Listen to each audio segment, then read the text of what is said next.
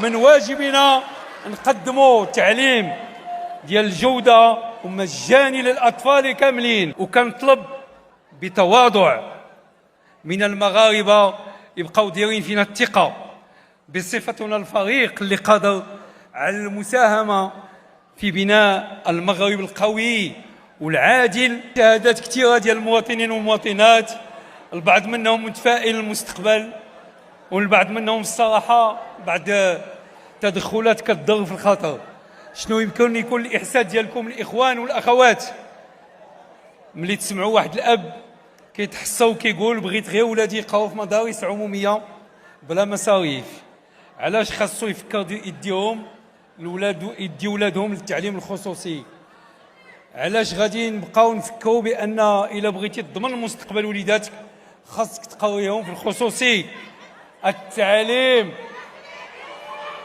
التعليم واجب على الدولة، من واجبنا التعليم واجب على الدولة، من واجبنا نقدموا تعليم ديال الجودة ومجاني للأطفال كاملين.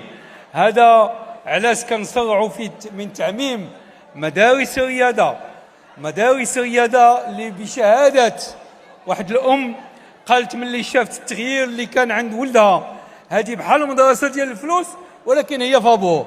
وهذيك الساعات الإضافية اللي كانوا بعض المرات كيضطروا الآباء يديروا فيها وليداتهم ولاو دابا كيداو في قلب المدرسة بطبيعة الحال مجانا بفضل النموذج الجديد ديال المدارس ديال الرياضة.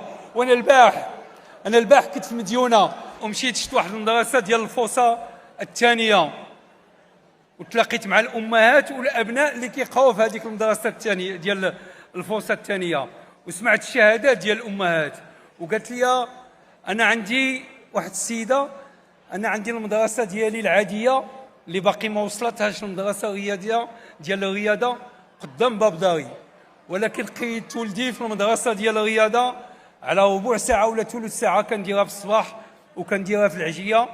ولكن اش نقول لك، اللهم ندير ديك ربع ساعة ولدي تغير، ولدي ارتاح، ولدي ولا تعلم اللغات، واللي بي كيدخل للدار ولا واحد اخر. وكانت معها المراه اللي باقا ولدها في هذيك المدرسه اللي قدامها اللي ماشي في الرياضه، قالت لي ما كيعرفوش اللغات، عندهم اشكاليات. قلت لها فينا قسم؟ قالت لي في الثاني في الابتدائي. قلت لها ان شاء الله اما العام الجاي بلي يكون في الثالث ولا يكون في الرابع غادي يكون البرنامج كله كمل، ولدك غادي يكون بحال هذه اللي كاينه بحال ولدها